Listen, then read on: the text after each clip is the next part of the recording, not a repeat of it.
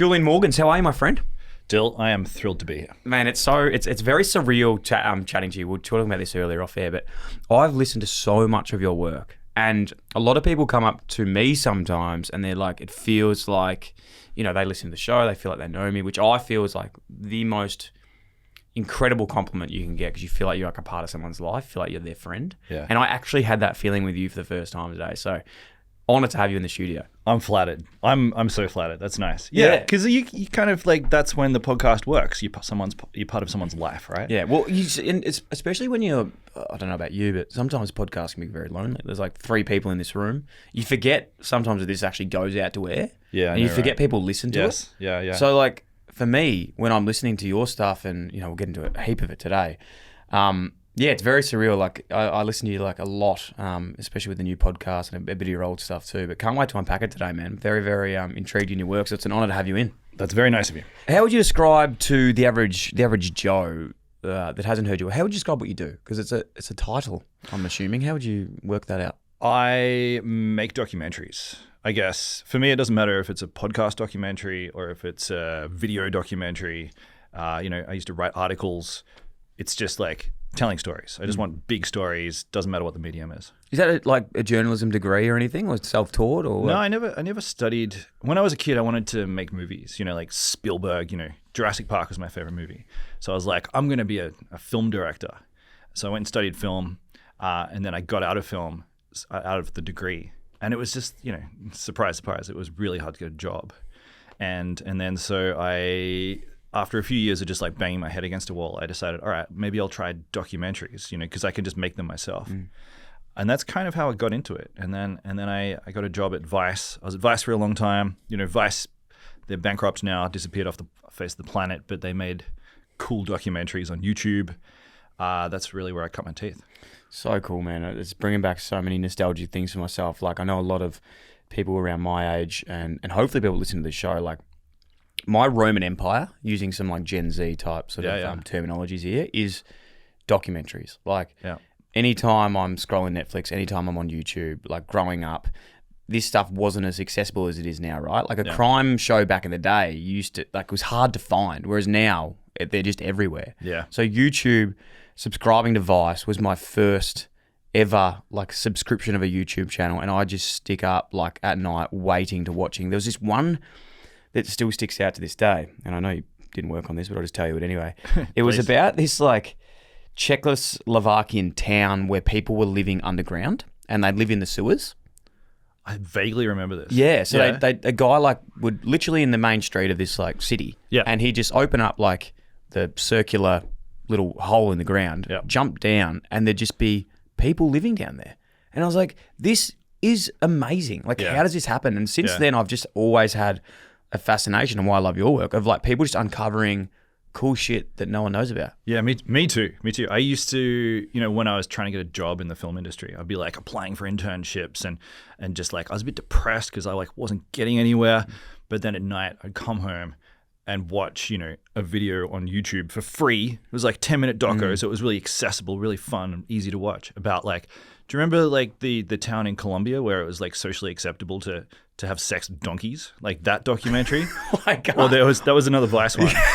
Or like the Japanese suicide forest. I saw that one. Yeah. Those weren't like, these are like 2010s like era video content on the internet, and man, I frothed it so bad. So just to go back to the Colombian town with the donkeys, that was a documentary from Vice that was probably still out there. That was acceptable to Elon have sex Musk with recently tweeted that not recently, like a year ago, tweeted that his favorite Vice documentary ever was, I think it was called The Asses of the Caribbean, and it was, I mean, it's pretty intense. It's not an easy watch, but it's like oddly compelling. It's so, but yeah. Minus that one, I haven't seen that one. I will have to do some academic research to go back now and view it. But I couldn't agree more. Like there was something just so fascinating about learning about things that you just wouldn't cross paths with. Like, you know, we've got a mutual friend, Mahmoud Fazal, who I've had on the podcast as well, and the work he does with ABC Four Corners. Like I like literally have notifications of like when that stuff pops up to watch it straight away. Yeah, Mahmoud and I used to work at Vice together, and there you go. He's an absolute gentleman. Yeah. Yeah, he's such a sweet guy. We used to party together and got some good memories, good Yeah. times with Mahmood. What's some of your earliest memories of some of the stuff you covered? Like, what was your first sort of like story or documentary you looked into? Yeah, sure. The first ever documentary I made was about the Cave Clan. Do you remember those guys? No. Oh man, to this day I think I love it. All right, so the Cave Clan started in the 1980s. This is Melbourne. A bunch of friends went and explored a stormwater drain just under the city, and they're like, "Hey, this was fun. We should do it again." So they started doing it regularly. They developed mates who'd get into it. They started mapping the like sewers and stormwater network around Melbourne. And then it just picked up momentum and turned into a club, and they called themselves the Cave Clan. If you're walking around streets in Melbourne, you can still sometimes see. You look down into like an aqueduct or like a stormwater drain, you'll see like a C and a zigzag shape and another C. It's like their symbol, and they still exist. And they got through the 90s. They were a big deal, and every year they'd hold an awards night that they called the Clannies at a massive chamber under South Yarra Station or near. And it was just this huge club. So the first ever doco I made was I went out with them and shot this. Like, this was at university, like a 10-minute hanging out with the Cave Clan. We'd explore all these drains together. It was wild, really weird subculture. They've kind of disbanded. In the end, two kids died. They were like in Sydney, and like there was a flash flood, and they got stuck in a stormwater drain and they died.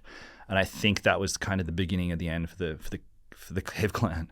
But that was the first thing I ever did. Man, I can't tell you how like geeked out I am right now hearing about this stuff. Like I'm a massive fan of urban exploration. Yeah, like, it was. This was original. This was like before. What do they call it? Urbex. Before Urbex existed. Yeah. So I've seen a lot of stuff on urban exploration. So around the world of like traveling through the tunnels and even like breaking into old buildings. There used to be this old mental asylum out where I'm from, in Bundoora. The name's gone. Mon, can you try and look that up for me? It's an old and it, like I was always too scared to do it. But I think it was I know the one. I've seen it. Yeah, it was always like these, the kids older than you would do it. Larundel, that's it. Yeah, Larundel out in Bundoora, and there was always this part of like it was like a rite of passage of when you hit a certain age, you had to go like to this place and like explore through it. But it made me just think then of I don't know if you've come across. I was like massively into graffiti culture like when I was young. I think we all that swept through us like bigger than anyone. But I would love to see a documentary on the Bones and Stan 70K crew stuff. No shit. Do you know much about that? I know that there was someone got caught. He got caught recently. I heard that Bones fled the country facing charges of hundreds of thousands of dollars. Yeah. I mean, I know some of the. Do you remember Cinch? Do you remember that guy? Yeah. One of the most prolific Melbourne graffiti guys ever. Used to be well known for the fire painting. That's He'd it. Fill up the fire paint. Yeah. He'd just take on like a multi-story side, like a facade of a building, and just with the fire hose, you'd just write in huge letters "Cinch." You probably, a lot of your listeners would have seen Cinch's work, but I would happily watch a documentary about the life of times of Cinch. Yeah, Cinch, like that 70K crew. There's like from my area too. I grew up on the Hurstbridge line. Yeah. So that was a big GH. Okay, which was that they were from like Eltham Way. It was actually called Get Hectic. Yeah, there was. There's another name in that era of sort of like Melbourne graffiti culture. There's a YouTube video about a guy who like tags trains. Do you remember what I'm talking about? Scarface? Nah. Oh, I know. Jisso. Yeah. That doco. Yeah. Amazing. That's like one of the OG docos. OG. I think he was from like Sunshine Way. Yeah. And he just sort of rack the tin, rack the paint cans, and he was an absolute rat bag. Yeah. But he was big role model for a lot of people. Man. There's your next your next series. You should do that. Sorry to off track you there, but that was just something that I haven't spoken about in a long time. Nice. Yeah, memory lane. So from there, you're doing the doco on these cavers, so the Cave Clan. Yeah, so that was my first little taste of making documentaries, and that was. What did you put it on? Just YouTube? It's still on YouTube. Yeah, it's still on YouTube to this day. Watch that. It was it was made when I was at Swinburne University, and I think I made it in like 2006. Yeah. Anyway, I finished film school, got a job at Vice, and was there for 10 years. I was managing the content at Vice for a long time, which was really fun time. It was a good run. And then I left Vice. I sold a show to Netflix, which I'm very grateful for. That was a great opportunity, but Vice weren't pleased about it, so I got the sack. And My now, man's a hustler. a working out of like selling things out of contract hustler. And now I'm making podcasts and documentaries, got my own little company, and that's my entire life story. So cool, man. I just want to go back to that point because I don't want people to skip over that because similar industries now, different, fortes, but I probably do understand why you got sacked, but I also respect that in a sense because you're working for, just in layman's terms, I know people understand this, but just pretend you're working for Channel 7. Yeah. Then you're obliged to create shows for them. You've created this other concept and tried to sell it to like Foxtel. Yeah. Basically. Exactly what happened. Yeah. Yeah. Did you know that was like... I knew what I was doing. Yeah. I knew what I was doing. I sent Netflix this idea that I had on a whim, like, oh, let's see if they buy it. And they were like, yeah, do you want to get on a call? I'm like, oh, fuck off. Anyway, got on the call, we got a bit of momentum on it, and I was like, all right, this is cool. And then I was like, oh man, I'm gonna be in a lot of trouble. And I remember checking my contract that I had with Vice, and they were like, one of the stipulations was, by this point, the Vice empire was sort of falling apart, and we'd been issued new contracts. So it was a bit of a watered down version of the old contract. But it basically said, if you try to sell things out of contract, you're in deep shit. We'll fire you. And I was just like, all right, well. And I remember setting up a meeting with my boss, and I was like, mate, I'm so sorry. I remember just like trying to take him along on the journey because we were mates. I was like, look, I'm going to be really honest with you. I felt like I was cheating on him. I was like, it was a relationship thing. And I was like, technically were. I was cheating. Yeah. And I was like, look, we're in talks on a Netflix thing. And he was like a bit sad. I was really, I felt so bad. And he was like, oh, maybe we can help. I'm like, oh, maybe I'll see what I can do. And then when the show was announced formally, the New York team intervened, and I think I was dumped within about like 24 hours. And I was kind of pissed off. They didn't pay a whole lot of my, money owed and stuff. But it was an ugly separation. But anyway, we're all friends now. My former boss, I love him. We're mates again.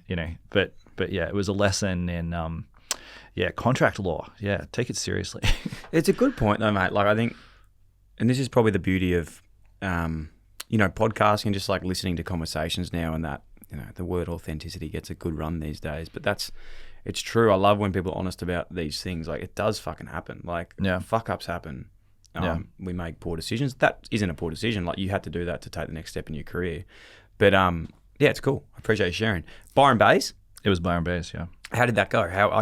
I'll be completely. I haven't seen that, but It's okay. In your shoes, I probably wouldn't have watched it either. Yeah. It was, I pitched it as sort of like a trashy reality show. You're taking sort of not the piss out of it, but almost like, like this is going to be what it is. Yeah. I mean, to be completely honest, I wasn't thrilled with the execution of the idea. I'd envisaged it as like imagine if Vice had made Real Housewives. Like if it was a bit of a grungy kind of look at like the influencer culture in Byron Bay, and we'd dug into like cocaine use and I don't know, eating disorders and all of the other stuff that comes with influencer culture.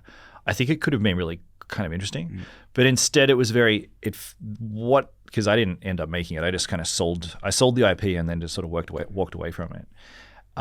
It ended up being pretty contrived. I remember watching it and being like, why is this plot, like this plot line is so clearly made up. Like, why do we care about this fake plot line? So they more put it into, like just a normal sort of, one of those sort of shows. They tried to get the plot line to just create it into rather than the irony of totally. And very, very Australian as well. Like when you watch, so I watched Real Housewives of Beverly Hills, and they lean into like there's women on that show dealing with like alcoholism and stuff. They lean in. They like just dig out the real dirt.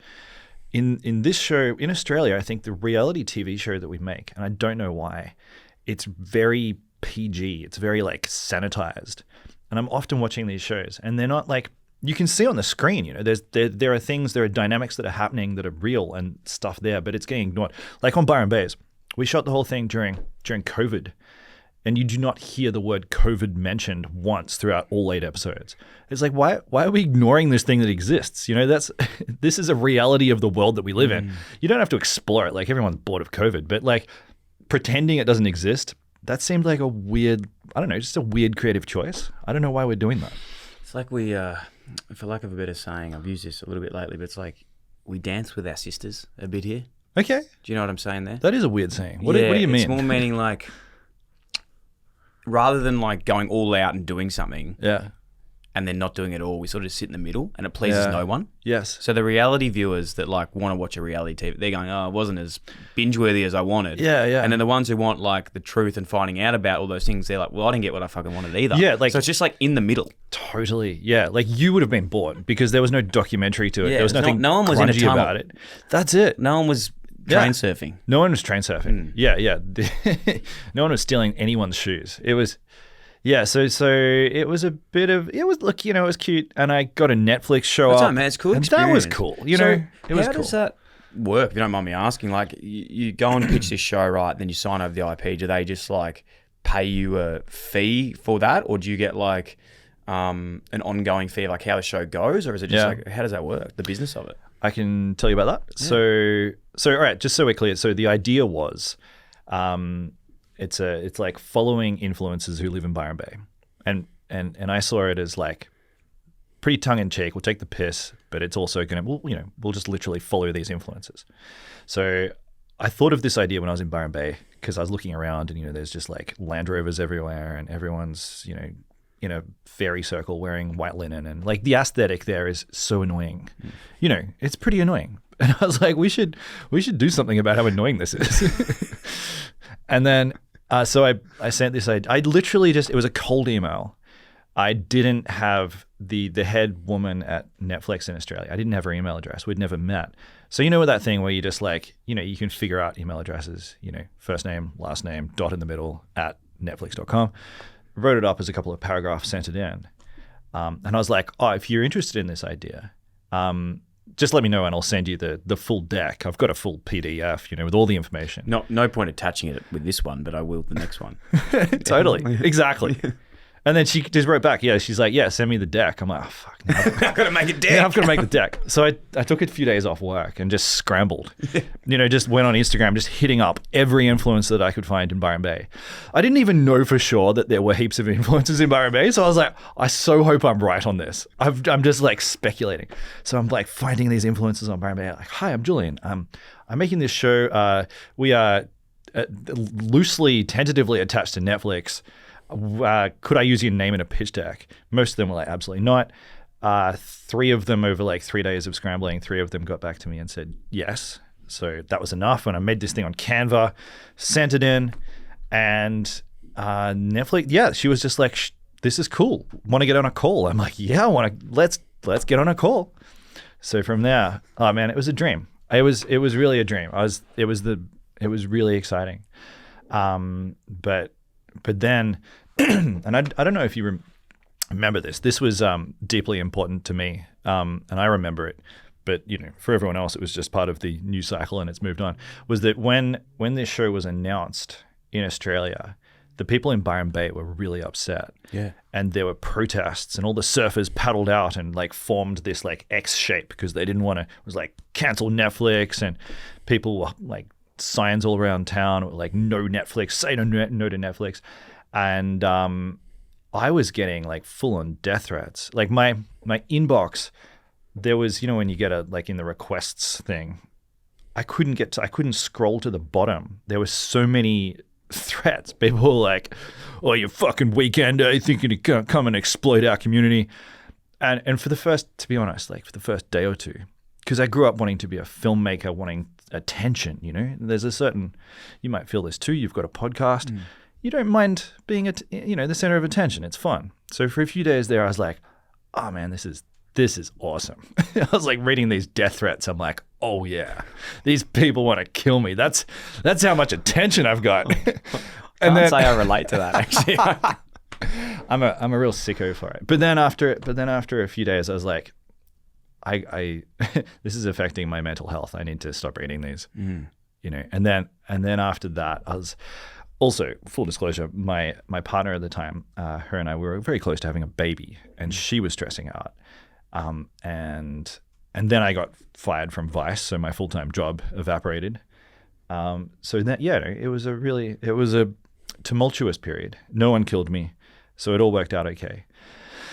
But yeah, it was, I don't know. There were a few learnings from that, and the first is that if you're getting, you know, don't keep reading the death threats. I think that was the lesson. If that's something to take away from today, I think it's a good message. If that's one thing, yeah. It's crazy though, man, because I do remember that was probably the main thing I actually remember about the show was seeing all these like articles about like, you know, the Byron Bay community being like, no, like don't do this. Yeah. And stuff. So yeah, to know that was sort of going on behind the scenes, it's crazy. Yeah, it was really wild. I went away as like a baby. What do you call like when you have a baby and you're going away on a little holiday, like a baby moon? Baby moon. Yeah, my partner and I went on a baby moon, and my phone was running hot. Like I was getting phone calls from the New York Times about it, and I was like, "Oh, this is so exciting." But then at the same time, seeing how it was affecting my wife, and she was stressing out. You know, it was like the best of times, and it was the worst of times. But it was very, you know, the adrenaline was running. It was a high octane moment. Not a lot of people can stay comfortable in that moment. Like it's a niche thing to, you know, I know you're saying now is a stressful time, but almost a bit of some enjoyment. It almost comes with the work you do, because a lot of the stuff that I've listened to that you've done, like I love and enjoy, right? But like the episode that you're releasing this week that we're speaking about and we'll have a chat about now, it's like I'm not sure if, you know, there would be some people out there that don't want to talk about this, or they don't want their stories coming out. Most people. Yeah. I mean, I think I've been working towards that for my whole life, because if you're in a creative industry, if you make a podcast, as you do, or, you know, you were playing footy for a long time, so these jobs are innately connected to some sort of publicity. So the point where you make it and people suddenly care about what you're doing, it's a benchmark of success. You kind of need that to have a full-time job, really. If no one ever notices you can't pay the bills. That's kind of the rules. So I felt like, oh, thank God. There was an element of like, I've really made it. Hey, I'm going to be able to pay the bills from now on, and that's going to be so good. But yeah, it was attached to like a lot of stress and a lot of like just, you know, I was just a regular guy experiencing my first, like some people are famous, like famous. I am not fucking famous in the slightest, but it was a little taste of that world, and it was like moreish and fun, but pretty scary and overwhelming. What about the stuff you've done? So obviously Extremes, which is a podcast that you did with Spotify, where you're talking about extreme moments, I suppose, or times in passage that you sort of went into. That was where I probably discovered a lot of your work. Sure. One of the really cool stories that I enjoyed the most out of that series was the ATM scandal. The guy that you know kept going to the ATM. I think it was in Bendigo. Like that. Dan Saunders. Dan Saunders. Something I actually spoke about this on another podcast I used to do, and someone got in touch when they heard I was talking about it, saying that they're actually looking at starting a movie on that now. Yes. Dan Saunders has been getting inundated with like life rights requests and various agencies, talent agencies around the world trying to get a piece of him. Yeah. Can you tell that story? I can tell the story. Yeah. So all right, how you even across your desk, like? Yeah, sure. So to set the scene, yes, I had a podcast for a long time called Extremes, and we did 3 seasons, and it was just conversations with people who lived through something wild. And I think it was second season. This is how I start all of my stories. I don't actually randomly just Google things or like hope that a story lands on my lap. The way I find stories, and I think like if you're out there and you're like, hey, I'm going to be a journalist, or hey, I'm going to be like a documentary maker, and you're wondering how to find stories, what I'd recommend every time is make up the story in your head that you want to find. Like for me, I love the format of regular person, regular civilian becomes overnight millionaire. For me, that is a juicy story that we all love that. Like the lottery winners, or it's got a bit of Cinderella to it, you know, like average girl cleaning like after her stepsisters, suddenly becomes royalty and like lives a wonderful life. So for me, like this is a archetypal story that we all love. So I was like, oh, I wonder if anyone's ever just like, found money. Like, has anyone ever found like a suitcase of money and just kept it and like had a great time? So I'm like Googling that.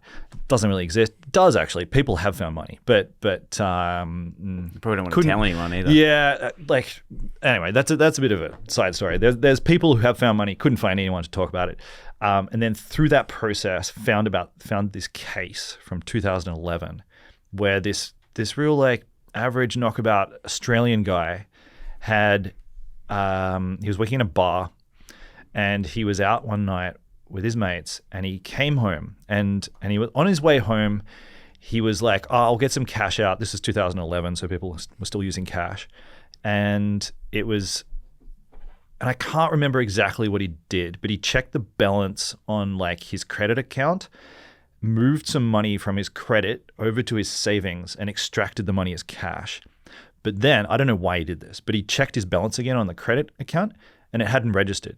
The balance was the same, even though he had the cash in his hand. And he said, he just went home, didn't think about it. He's like, that's weird, right? And then he looked at the time. It was like midnight on the dot. So the next day he's thinking back on it. See, again, I wouldn't have done this. If I was him, I'd have been like, weird anomaly. Some things are best left unexplained. I'd have never thought about it. But Dan Saunders, he's a special thinker. So he was like, I'm going to try that again. He's like, I'm going to see if I can replicate those conditions. Midnight, I'll go back, take the money out. And it worked. Second time, didn't register on his credit account. He's like, Jesus Christ, have I just found like a loophole? Anyway, it turns out that this is something that ATMs do. They disconnect from the server at particular times that most of us will never know about. But if you can figure out exactly what time the ATM disconnects and you can synchronize the time that you extract the cash, then it doesn't quite register. You get like a 24-hour leeway period before it shows up.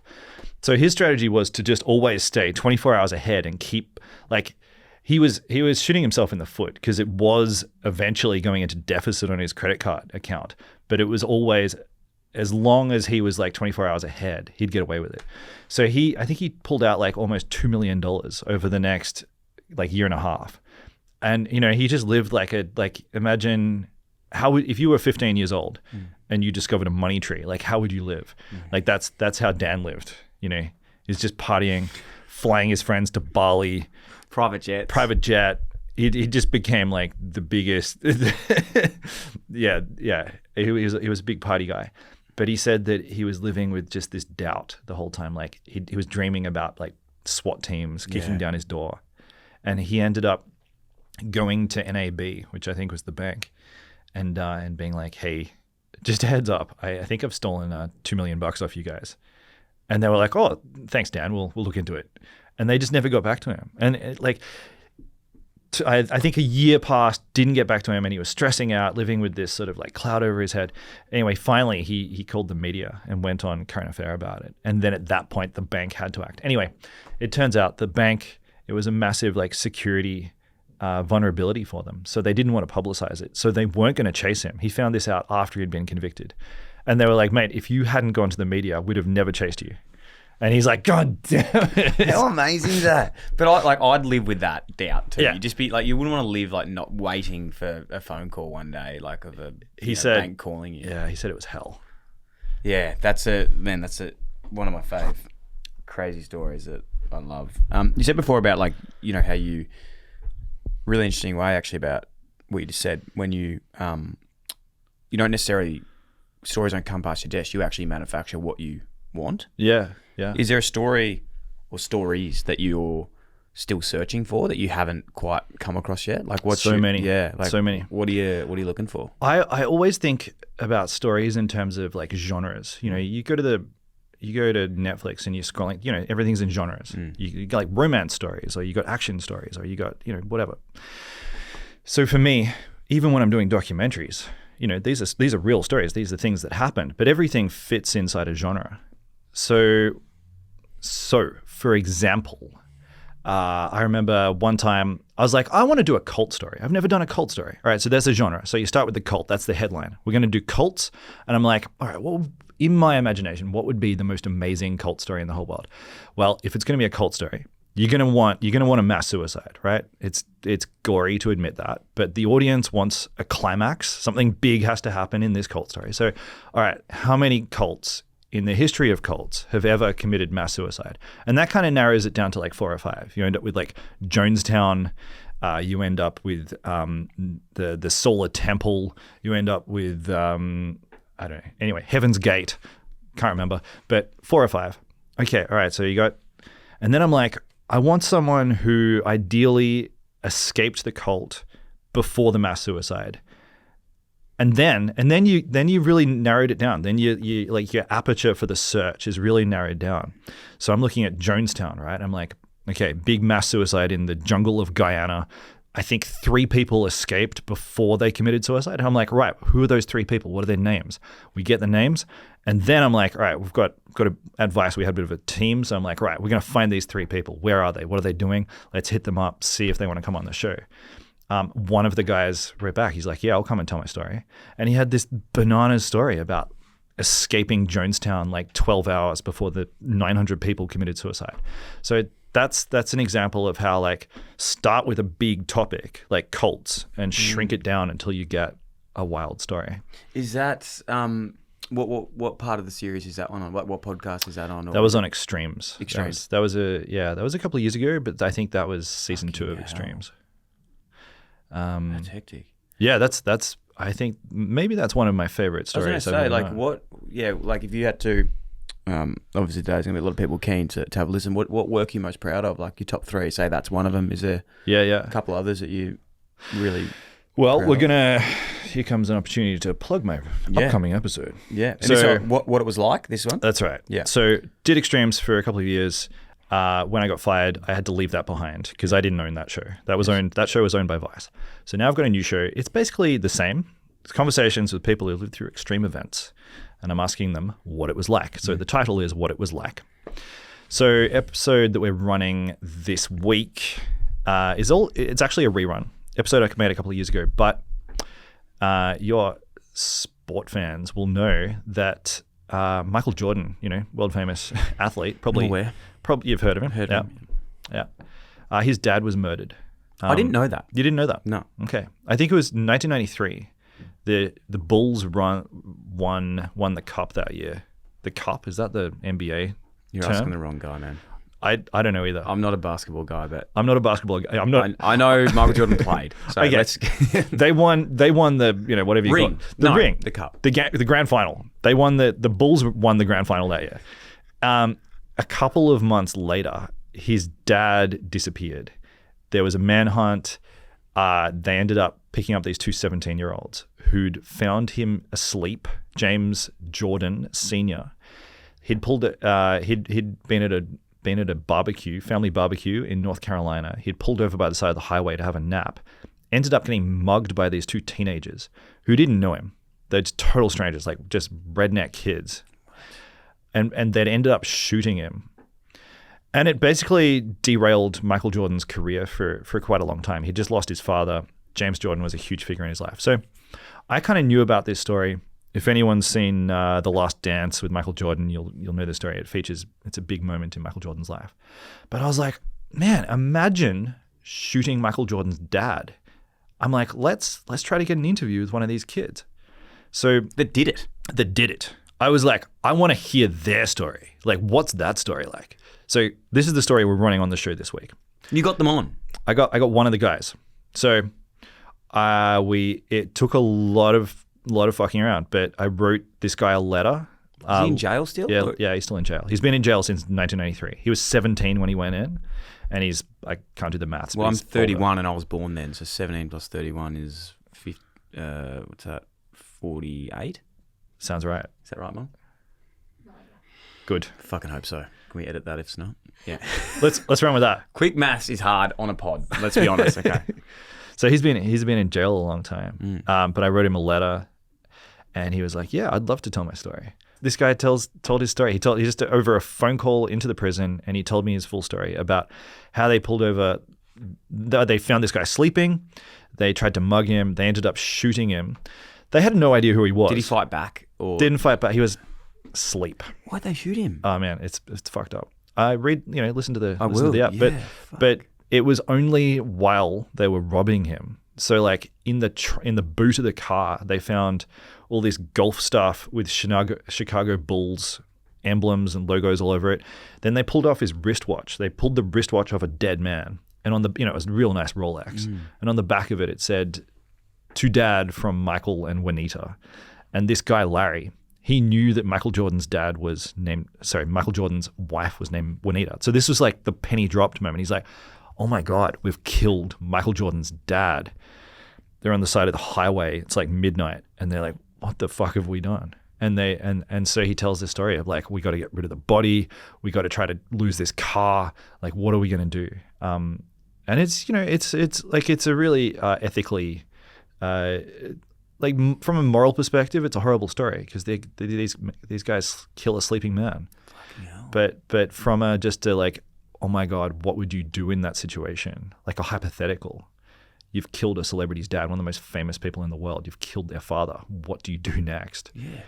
How'd they get caught? They got picked up pretty quick. Yeah. One of the guys, they were using this was 93, so like cell phones were brand new technology. Yeah. There was a cell phone in the car, they started using it, and then a couple of days later they were picked up. And they were both given life sentences, been in jail ever since. What was it? Not to, I'll definitely go and listen to this. We'll make sure we put this one in the show notes as well when this drops, so people can check it out. But what were the what's he like now? Like, obviously, I'm assuming he's very remorseful. Yeah, he's pretty contrite. He it's really sad. You shouldn't kill people's dads, but also I don't think you should put teenagers in jail forever. I don't know. That's call me soft, but that's my perspective. Because he's a different person. You think back to who you were when you were 17. Like I was an idiot.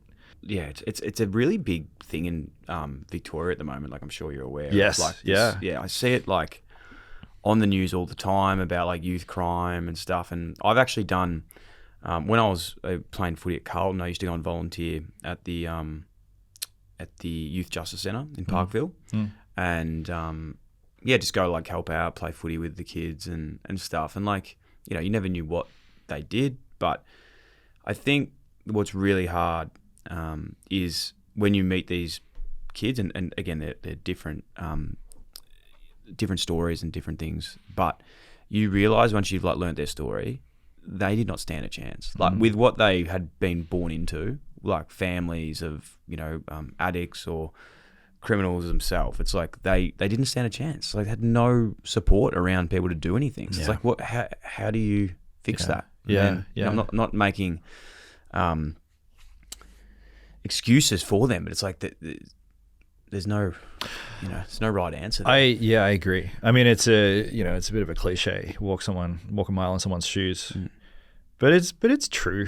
I think there's like I don't really believe in bad people. Well, actually, that's not true. I do believe in bad people, but they're an absolute tiny fraction of the population. Like people who are just innately evil, tiny amount of people. Most people, they had fucking horrible childhoods. They're dealing with like just truckloads of trauma and all sorts of terrible stuff that you wouldn't wish on anyone. And I think that's where I don't know. Yeah, call me soft, but what do you do? It's a very hard situation. I don't know. You can't talk generally on it because it's like every case or situation is different. And it makes it very hard. That's exactly that's right. I suppose generally speaking, that's a good way to look at it, but it's hard to it's hard to talk about. I was actually just thinking though as well, like I'm sure you're a big fan. Well, I'm not assuming, but I sort of am. Like Louis Theroux, growing up on like Ross Kemp, these sorts of operators. Like I still love listening to Louis Theroux. Louis Theroux is great. Yeah, his podcast is really cool. I was actually listening to an awesome episode yesterday with Mia Khalifa. Oh yeah, the porn star. It was she was a porn star. But it was so interesting. I always go into the Spotify like weekly picks, and it was number one. Nice. And I was like, "Fuck, I'm gonna give this a listen." And like the way he talks, and like that awkward silence of like letting questions go and stuff is really cool. Yes. And that episode was awesome. Really cool. Not what like just a really interesting episode about like her life and obviously the porn industry, but how she became like the biggest porn star in the world. But she only ever did like 5 scenes, and now she really presents being a part of it. Yeah. Again, making decisions when you're young. She was only like 21. Yes. To the point I was actually going to though, around Louis Theroux's like watching some of his ones where he goes into like the maximum security jails and talks to these prisoners in America, and they're like, oh, what are you in for? It's like, oh, when I was 13, I killed someone, like, similar story to what you're saying about Michael John's dad, and they're like 50 now, and you're like, holy shit. Yeah. But you've literally grown up in jail. It's really, that's right. It's sad, isn't it? I mean, there's like a through line in our conversation is emerging here is like the way that you perceive the world and the decisions that you make as a teenager. Like graffiti culture, all that stuff, your experience getting mugged by these dudes, like those experiences just don't exist when you get a bit older because you don't put yourself in those situations. You're smarter. You're like, no thanks. I'm not going to hang out with these people. I'm not going to mug a guy, even though it seems socially acceptable in my little subculture that I'm hanging out with. I'm not going to do this dumb shit. And then, but yeah, to your point, ending up in prison for the rest of your life, it's pretty sad. Isn't it an interesting thing though, right? Because you look back at all those moments of like growing up in adolescence and the risk taking and the elements of those things. Like if you survive and get through it, the benefits of those like situations versus like if you get caught up in it, the detriment of what those situations can be. Yes. And I think about now, like I've got a son and he's only 18 months old and hopefully not getting mugged anytime soon. But you're like, there's this element of like you want to protect kids, but also like you need to let them just go and make shit mistakes too. Like every good thing that's happened to me is because of like fuck something up, but you just don't want to fuck up too bad. I completely agree. Yeah. You need to, I mean, I've got a little daughter. She's 3 and I look at her and she's just like a fountain of innocence. And I'm like, I never want anyone to be bad to you. I never want you to, I don't know, face any of the cruelty that the world has to offer. But then you kind of need to. It's like working out. Like if you don't stretch your muscles and face some stuff that hurts, then you turn into a complete weirdo. Emma Murray's got a really good analogy of this. She's someone that we love. We get her on every year, and she's a high performance mindfulness sort of coach. She works a lot with sports teams, and very cool. Like she's very into mindfulness, but also like cutthroat, like not woo woo, just like hey, this is shut the fuck up, just like do this. And she's very like big mum energy, but like cool. Wisdom mum. Anyway, she talks about with me once, it really stuck with me about like one of her children was going through something, and all you want to do as a parent is like help and solve problems. And she's like, she had to realize, she was like, if I don't let them do this, or anyone in your life, relate this to anyone, friend, partner, father, mother, whatever it is, it's like if you rob them of that opportunity to like go through that, they're not going to get better from it, or they're not going to learn from it as well. Absolutely. It's fuck it. Like I'm saying that from a point of like very early experiencing from the smallest level of like, I'm not thinking of like when my kid falls over, I'm just like, you can do it, mate. Fucking get up. Like I'm not going to come and help you. Like you can do it yourself. Like more because I'm just like, I want to, work it out. You actually posted a story recently. This is me showing, I've been observing you. So your kid, in the mud, he fell over, and there's like a photo on your stories. He's just got like the dirtiest, muddiest leg, and his white sneaker is entirely black. I'm like, that's a dirty, sad kid. But your instinct was to take out your phone and get a photo. Bit sick, isn't it? A few people messaged me about that. I liked it. I liked it because it meant you paused. You're like, you're okay. Come on, you just fell over. And you sort of left him to his own devices to sort it out, which I endorse. I think it's good. It was funny though too, because people were like, oh, you're doing this to get the Instagram. I was like, I was fucking sending it to his mum firstly. Okay, I was like, we're at the park. Yeah. He's fallen over in the mud. It was pretty funny because I was like, don't go, you be careful. Like there's mud here. He just went straight in, ate shit in the mud. He's crying. It's like one of those fake cries. Yeah. And, slowly get out and he's like, oh, that wasn't that bad. Like it was fun. And just carry on. He's fucking wrapped. What It Was Like series as well. So that's a weekly. It's a weekly thing we're show. doing? Yeah. So I just talk to people with wild stories every week. I listened to the one recently, the Bahrainian prince's brother. Bahrainian prince's brother had the, from Brunei. Brunei, sorry. Yeah. Is that the same thing? No, Brunei. I'm not sure what you said. You said Bahrainian, which I think is a made-up place, but I like it. I do that, man. I make shit up here. Sorry, you've said that about 12 I times have. before we came here as well. You mentioned that in a mini. And how's all of us just nodding our heads and pretending? These fucking idiots just nodded their heads. Yeah. Oh, yeah, Bahrainia. Yeah. Yeah, no. Well, we were beautiful. just thinking, oh, maybe it's something we haven't heard. I don't know. Isn't that true, though? If you do something with confidence, people just go along with Oh, it. man, that's the story of my entire life. Literally. Yeah, man. I like when people call me out on shit, but that's embarrassing. Bruneian. Yeah. Well, Bruneian. I don't know what the verb or the whatever version of that word is, but yeah, Brunei. Richest country in the world? I was at the time. Okay. Yeah, this is Who's taken over? The 80s. I don't know. It'd be like Liechtenstein or Switzerland or something. I don't know. wow. Not going to try that. Saudi Arabia, surely. You'd think so. Mine's looking it up. I've got something you need to look into, by the way. I'm all for it. Let's see what mine's got. I think it's Qatar. Qatar. Yes. So lots of oil. Yeah, Qatar. Yeah, It's in, yeah. UAE. Yeah. Yeah, Qatar is actually where they do. I nearly went to Qatar once because they do a lot of heat training there for like athletes. Yeah. So you go and do. The year before I got to Carlton, I was actually doing my exams, and they were going to this camp. I was going to go, but I was doing my exams, and I reckon it was like the hardest thing ever. Okay. It was like 45 degrees, like training. Yeah, that sounds unpleasant. Like just running and jumping and doing squats. Anyway, they're rich. I've got something for you that you should look into. I'd love to do it. Hear it out first. It might be shit. But there's this crazy thing at the moment, and there is a bit on this that I look into as well. But I found through YouTube this like crazy, what's the right word? Like it's a in Dubai. Yep. Like a lot of the world's biggest criminals, like massive criminals, go and live in Dubai because there's no extradition laws to any other countries. Damn. So there's like these. So one of my best mates just moved to Dubai. So I was sort of like, saw this. Then like he moved there. So I was like, oh fuck, I want to sort of start watching this stuff. Yeah. And it's unbelievable. You should look into on YouTube again. Give them the biggest shout out ever. I'm sure people have heard of YouTube before, but there's these like cartels in like Ireland and across Europe.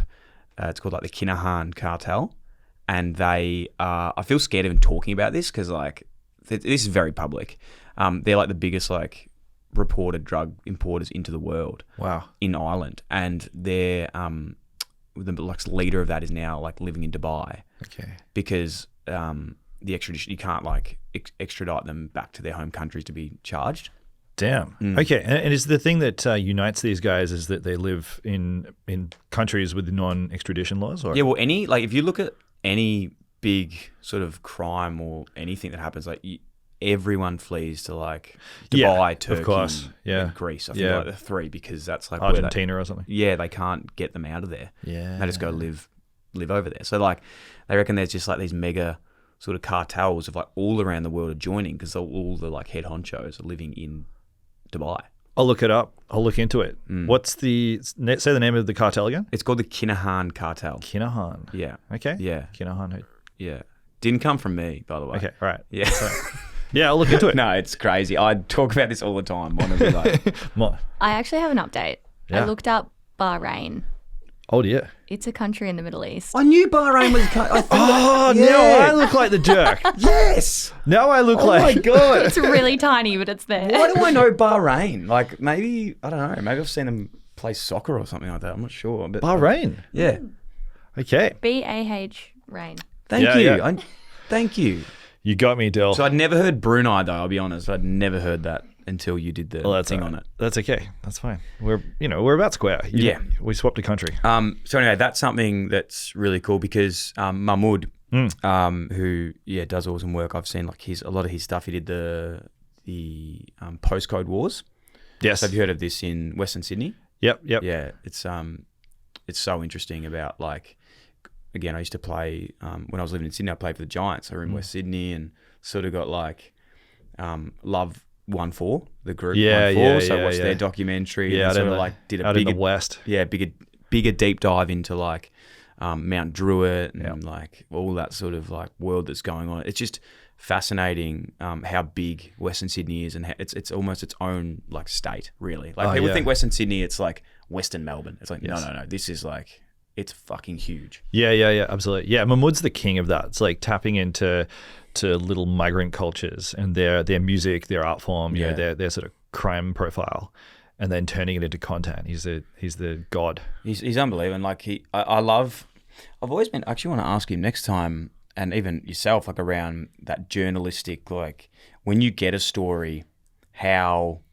trusted, say you have a source, like how much you have to like trust that sources, that you keep them confident. Yeah. Have you had anything like that that's been? Yeah, well, absolutely, because you're in the business of making people feel comfortable. If people don't feel comfortable, they don't tell you their story, and then you got no product to sell. So people's confidence is paramount every time, and it happens all the time. I have stories fall over because basically people just decide they don't want to. Yeah, they're scared. I had a story fall over this week. It was going to be juicy. I was excited, and then she was just texted me yesterday. She's like, "Sorry, I've got to cancel." I'm like, okay. There's we had a podcast a while back as well with Tom Barras, who plays footy. The reason I'm talking about that is his dad, who is no longer with us, was a journalist in WA. Yeah, and he told me about this on the podcast, but then someone actually told me even more about it post the show, where his dad was a journalist and reported a story. Now, I'm a little bit murky on the ins and outs of this, but basically the gist of, he reported a story and the people that he was getting the information from, it was illegal for those people to tell that information, or it was something against the law. Right, okay. Right? Yeah, so then the police or whoever was in charge, they were like, you need to tell us who told you this. And he didn't. And he was the only journalist in Australia to ever serve a prison sentence for keeping his source. Oh, wow. So he went to jail for not sucks. telling on the story. I would have thought that what whistleblower laws would have kept him safe, but no. Yeah, that's interesting. I'll tell you about a thing I'm noticing recently, though, just in the world of like getting sources and getting people to talk, is that so true crime podcasts have taken over the world. So is like true crime as a genre taken over the world. Like every Netflix documentary, just big stories in general, Netflix, Binge, Stan, whatever, they're all across it. So what you've ended up with, it's been an explosion, maybe over the last 10 years, in the world's appetite for true story content, really. And the result is that you've always got about, around the globe, maybe like 5,000, 10,000 producers who are trying to like just scrape up every juicy story that they can. So I'm finding increasingly, I'll approach contacts, be like, hey, would you tell this story? And they're like, yeah, I've been approached by like 5 different people this week. Or it's a market. This is increasingly a market out there, where I'm working with a guy at the moment, and I am one of, I think, 3 different production companies who are all just trying to get this guy. Like, it's a bit of a bidding war, to be honest. I'm like, well, like, if you go with us, we'll get you X, Y, and Z. That's the deal. Like, the contract's going to be delicious. You'll get a bit of back end, revenue off it. And it's like we're all arguing over like oil reserves. Especially the juicier the story, the more intense it is. And then it's got to a point where in this one case, like, I'm getting the director calling me of a different company, and she's like, he's mine. We're going to get him. Like people are kind of fighting over like the true crime contacts. And these people have lived through like horrific shit. This guy I'm talking to, he's been in jail for like the last 15 years because he was like setting fire to houses he was an arsonist. And now we're all like, these different production companies are treating him like royalty. Like, come on, come with us. Let us make your documentary. So yeah, like the world of true crime has turned criminals into this like celebrities, or just like this rare resource that you've got to pamper. They're like rock stars. It's like this secret little market that when you watch a documentary on YouTube, whatever, Netflix, you don't know the degree to which these guys have been like wined and dined to appear on your TV. It's fascinating. Like, you think of 2 of the sort of OGs, I suppose, in this space that real early days that I sort of came across was the Serial podcast with Yeah. Adnan Zaid. Yeah, that's right. So I still remember Emma Koenig. Oh, yeah, Emma Koenig, I think her name was. Emma Koenig? Koenig. She's got the same last name as Matt, the creator of the Simpsons. Matt Koenig. There you go. I think. So that story was unbelievable. And I feel like Serial, that's how actually I got into podcasting, was I heard that. My cousin actually sent that to me. She's like, if you like, true crime, because back then it wasn't hard. It was hard to sort of find. Yeah. I'd seen every Vice thing. I needed something different and listen to these podcasts. And then after that, a few sort of ticked along. But I remember the first one was on Netflix, actually, was like the Making a Murderer series with I think it was the Canadian family anyway. He either did or he did. I don't think they've still worked it out what happened. But like since then it's just been nuts. And there's a couple of standouts. I love Tinder Swindler a couple of years ago. That was such a wild documentary. These sort of Netflix true crime sort of docos, they're like 20 years ago, no one really watched. Oh, actually, not true. Let's say 30 years ago, no one watched documentaries. But since like the names that you're throwing around, Louis Theroux, Ross Kemp, Michael Moore, like these guys really took documentary filmmaking from this fairly obscure art house kind of thing into the mainstream. I mean, it's bizarre how far it's come. You can be like a Hollywood rock star making documentaries these days. I mean, I say that with a giant caveat, but like it's hard. But yeah, you can, and it's so funny. I'm actually even like going back in my head thinking of the first time I was ever exposed to true crime, and I used to get babysat by my nan, right? Yeah. And my nan was like massive into, as all nans probably are, but remember back in the day, I don't know if this could be so niche that no one remembers this, but like through the Herald Sun, you could do those things where like some months they'd have like a car, right? And every time you bought the paper or the magazine, you'd get like one piece of the car. So you had to keep buying it. And then ultimately by the end of the month, you had like a car. Yeah, I remember that. Yeah. Weird thing. Anyway, I remember my nan had done this subscription, and each like week she'd get delivered a magazine of true crime. Okay. So like each story was like a magazine of like these things. I remember being like fucking like young. Yeah. Like with my nan. Yeah. Just like looking through these magazines. I mean, I've got my own versions of that. I remember watching Unsolved Mysteries on True TV. Crime, CI. Yeah. And there was, I used to subscribe to this really daggy, like true crime sort of unsolved mysteries type magazine called X Factor. Yeah. This was like in the 90s, and there was this like, I mean, it was full of like bogus shit about like, fake moon landings and like, did the Aztecs invent iPhones and like just nonsense. But it was juicy. I loved it. What's been some of your favourite stuff you've seen, like a couple of suggestions of docos that we may or may not have seen, like favourite pieces of work? Oof, hard question, I know. I mean, for me, it's like... It doesn't have to be true crime. Yeah. I mean, working in this world has, in some ways, it's like, it makes me the most jealous audience member, because when I see something good, I'm like, you motherfuckers, like, you did it. How did you get that? Like, I know I can see the behind the scenes workings of like, oh my god, you'd have to get past so many like, I don't know, location agreements and like to get access to that person. How did they do that? And then, oh my god, imagine finding a story where that happened. Like it. I'm always just looking at everything in terms of like, I just see the matrix, the code behind the content, and I'm like, I can see the pieces working. But stuff, stuff that I've loved.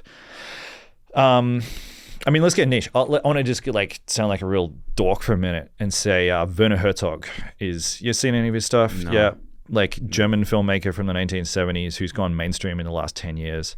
He is the OG of that gonzo sort of style of Werner with a W, like Werner Herzog. He made his most famous film is probably Grizzly Man, which he made, I think, 15 years ago. This is niche. But you'd love his stuff. You would love Grizzly Man. Really? Grizzly Man is a guy who went and lived with bears. Grizzly Man. 2005. He went and lived with bears. He was an aspiring actor in LA who couldn't make it. So he ended up taking like a VHS camera out to Alaska, and every year he'd go and live with bears. And then one season he was living with bears. Everyone was like, you're crazy. You're going to get torn to pieces. He's like, no, I won't. And then 1 year, he disappeared, didn't come back. And they found his video camera. He'd like been torn to shreds, him and his girlfriend actually. But the night this bear had got into their tent, and the girlfriend had managed to turn on the camera while they were getting attacked, but it had the lens cap on.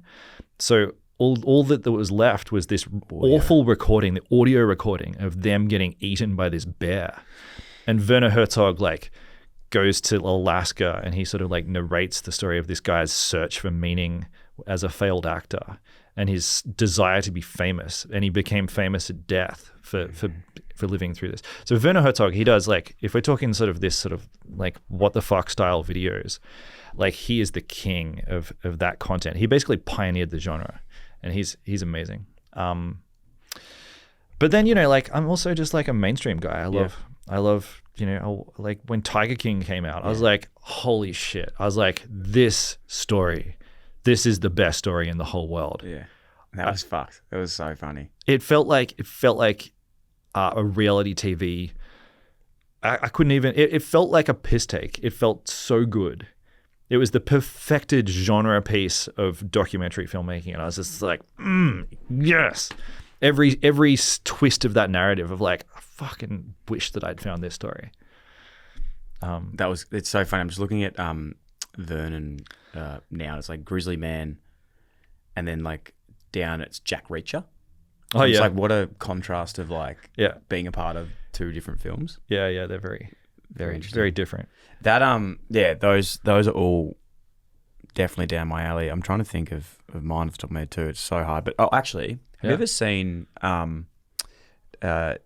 Mitch and Taz Pappas documentary? Yes, the Australian skaters. one? Yeah. The skaters, yeah. Called All This Mayhem. Man, That that's good. is fucking good. I remember those skaters. They were part of that kind of like early 2000s. Yeah, sort of. they were actually from, I'm 99% sure they were from like Sunshine Way too, and they used to travel to Paran Skate Park and go on the vert ramp.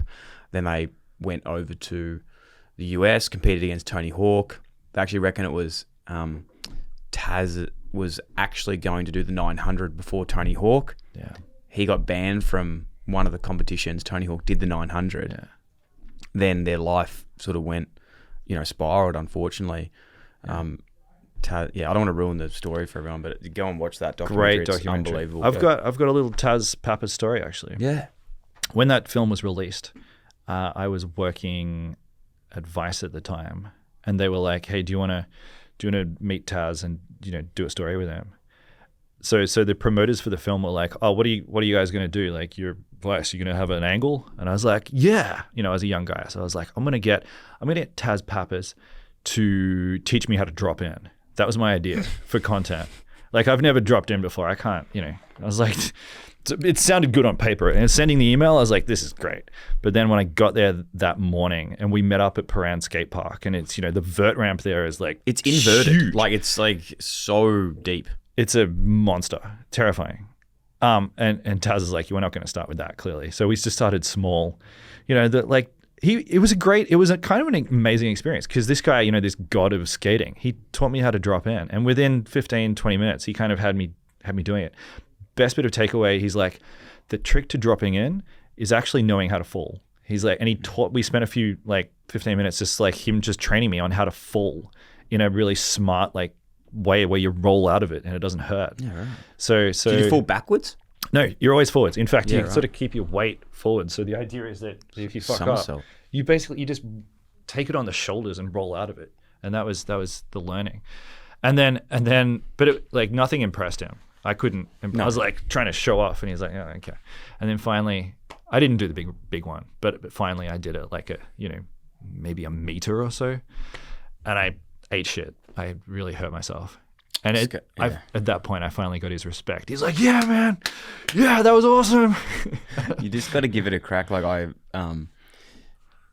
when I grew up in Fitzroy, so I grew up before school every morning would go to Fitzroy Skate Park in Edinburgh Gardens.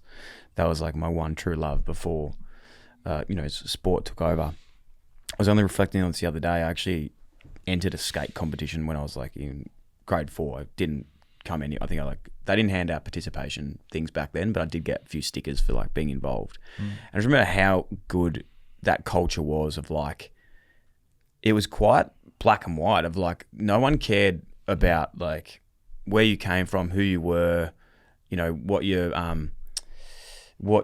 financial situation was, what your background was. It's like skating's one of those things, like you either drop in and give it a crack, or if you bitch it, like go away. Yeah. It was really cool. Like I think it's like an awesome way to sort of come into it. Yeah, absolutely.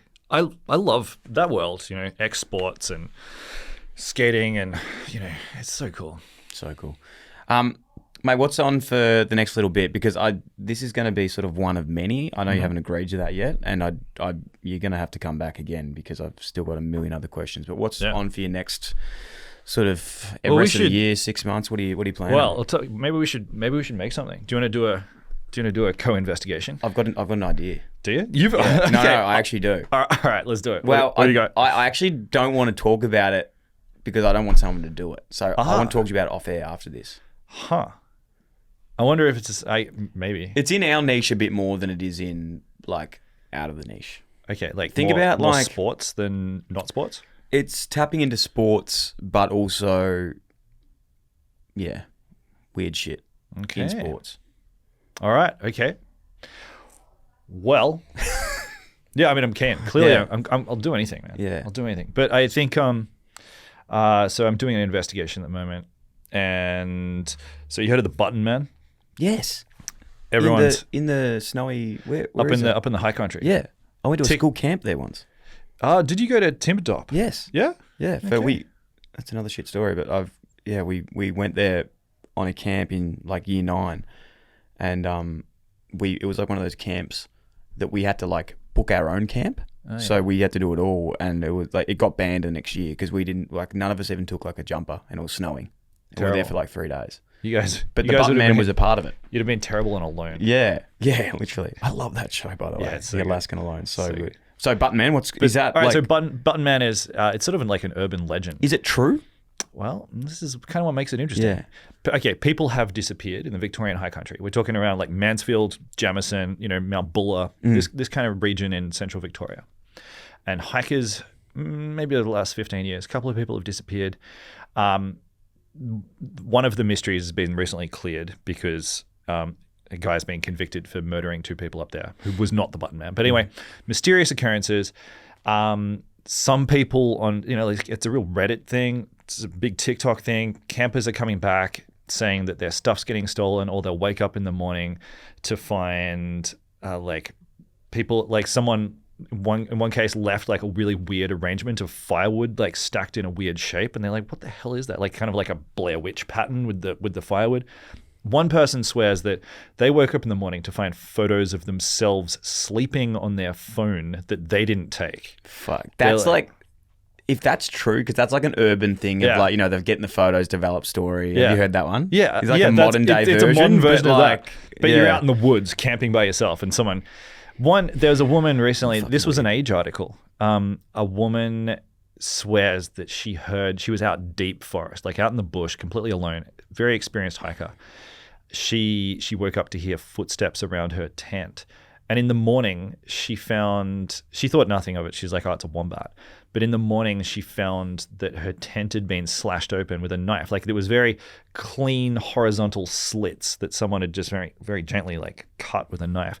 She was so freaked out. She called, she reported it to the police with a satellite phone, and they came and got her. So anyway, Button Man, no one knows if he's real. No one. There's speculation that he's like a hermit who's just like fucking with people out in the bush. Other people think he might be a full serial killer, but no one has really like cleared it up. No one's talked to him, and I reckon that's my mission. You're gonna find him. I'm gonna go and try to like put this to bed. I'm gonna go out in the bush. I've marked a week in my calendar in December. I'm gonna go out there. I'm gonna spend a week looking for him, talking to all the locals, like get to the bottom of this. That's my next mission. That's so good. I love this. That's so exciting. All right, as soon as you do, you got to come back. We'll rip in. But let's chat about this other thing off air, man. Let's do it. Can I get in? Hey, I genuinely appreciate your time today. Super exciting. Mon, did you vibe? Absolutely vibed. That was cool. Learned a lot. I got so I'm really excited for this Button Man thing because I have gone on a dark. Well, Mon's a TikTok. former school teacher. Oh, So yeah? school Yes. camps is... Okay. Yeah. Oh, they're a bit scary, Yeah. especially when you have to be in charge. Why Yeah, and are they you're scary? scared too. What's scary about them? Just like when you're camping and stuff, Yeah. you know. I mean, kids like they sleepwalk or they get really yeah, scared in their sleep, and you have to stay up really late and like just Kids can be hope they go to spooky. sleep. Like the spooky shit that kids say.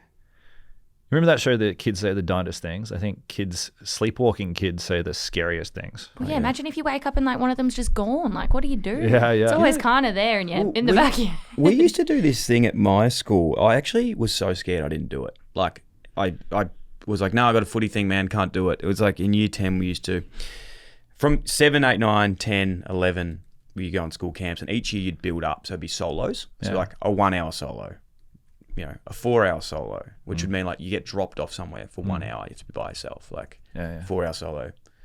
Anyway, it got to the year, I think 10 or 11, and it was a 24-hour solo.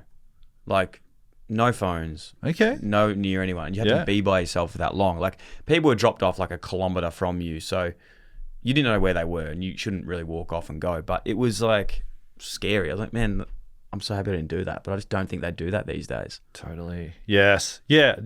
I think like insurance policies for schools has changed. You can't do that kind of hardcore shit anymore. No. Maybe that's for good reason. Mate, anyway, love it. Hey, we'll have the link in Thanks, the show guys. notes for what it was like, and all your socials and everything else, mate. But yeah, really appreciate your time today. It's been super fascinating. We'll definitely do it again. No, thank you. This has been really fun. Awesome.